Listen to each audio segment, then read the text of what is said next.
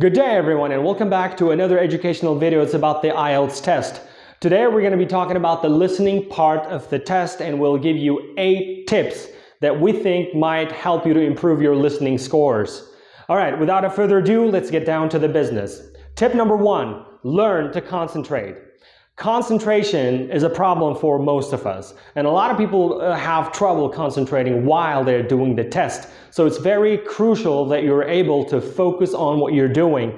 And the listening test will last about 30 minutes, so we know it's hard to concentrate for 30 minutes, but you got to try your best. And if you lose your concentration during the test, very likely you're going to end up with the wrong answers, or you'll get lost, you miss questions, so on and so forth. A lot of bad things can happen, so we don't want that to happen. Learn to concentrate. What can we advise for you to help you concentrate is number 1 is the podcast. When you're taking that, before you take the test on that day, when you're on a taxi, traveling to your test center or whatever, listen to a podcast or talk to someone in English. That might be something that will help you to concentrate and put your thoughts in one place. All right, the next one is underlining questions. Underlining questions. When they're doing the introduction, before each section, there's an introduction going on. A lady or a man will be talking, take a look at questions 10 to 15 or 15 to 20 or whatever. So in order not to waste your time, don't even waste your time listening to that introduction, because we already know what they're going to tell us, right? So why don't you just, jump to the questions and start reading your questions, okay? Read your questions and underline whatever you think will help you to find the right answer, okay? Any names, places, years, so on and so forth. All right, test number 3, pay attention to the written instructions. We talked about this before, I believe, when we talked about the reading part of the test.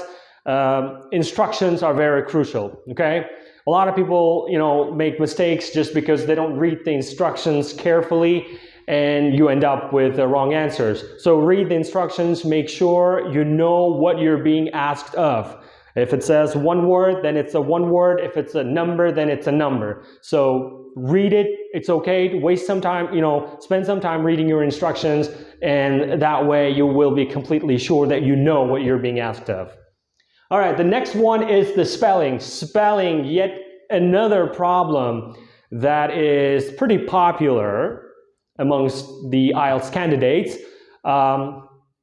We know, we memorize words, but when you write them, when it comes to writing these words, we usually make mistakes, and that is another factor that will reduce your band score. So whenever you memorize a certain word, make sure you memorize it with the way it's written, okay?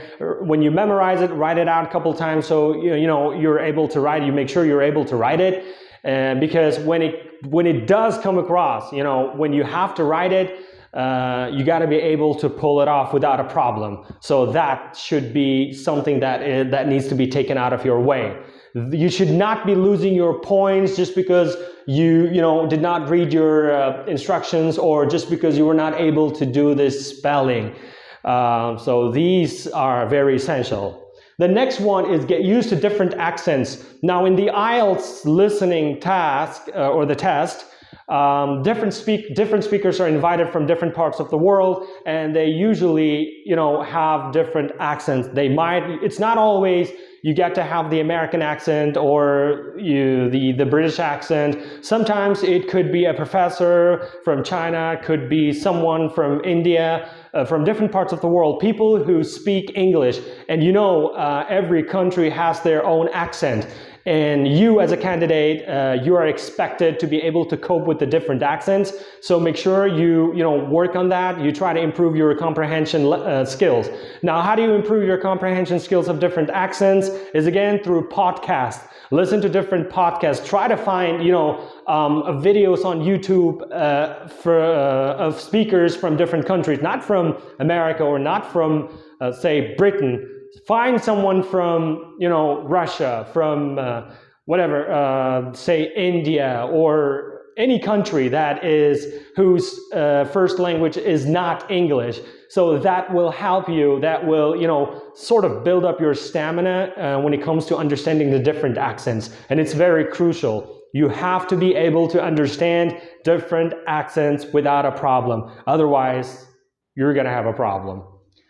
All right, the next one is avoiding distractions and extended answers. Watch out for extended answers. Sometimes when you're doing the test, let's say question 10, 11, and 12, right? You're working on 3 questions. By the way, I also have to mention the fact that I would advise that you work on 2 questions at the same time, but you gotta move faster. But if you take 2 questions or 3 questions at a time, that will probably increase your level of understanding so that you don't have to read the whole thing. And that will probably save you time too. All right, so distractions.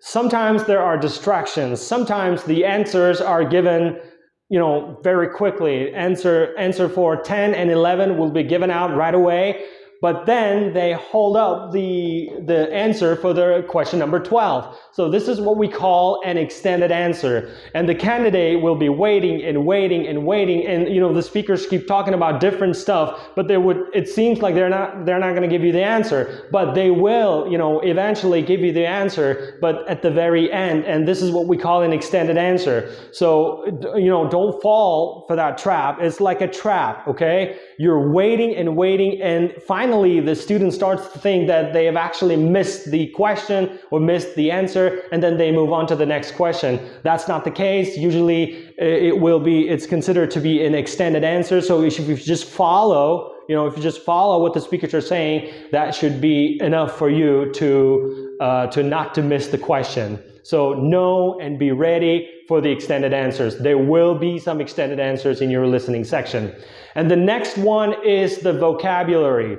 Again, vocabulary is the key. It is the key. If you want to get better scores in your reading and in your listening sections, you have to have a very good vocabulary. Okay? So memorize more words. If you can take 50 words a day, so that would, end you up at 350 words per week, 700 in 2 weeks, and 1,400 in a month, which is a pretty good result. So learn more vocabulary. Again, don't forget about the spelling. When you're learning new vocabulary, make sure you learn it with the way they're spelled or with the way they're written so that you know. All right, the next and the last one is practice full tests. When your test date is around the corner, you gotta do more tests on yourself. You don't have to be in a certain place to do the test. You can do it on your own. Do more tests. Do all 4 tests in one day. Do the listening, the reading, the speaking, and of course you gotta find a speaking body for your speaking section. And the writing, you can do it in one day. So the more tests you do, the more you practice, hopefully the better your results are going to be. Thank you so much, guys. Make sure you subscribe and share this video with your friends, and we'll see you next time.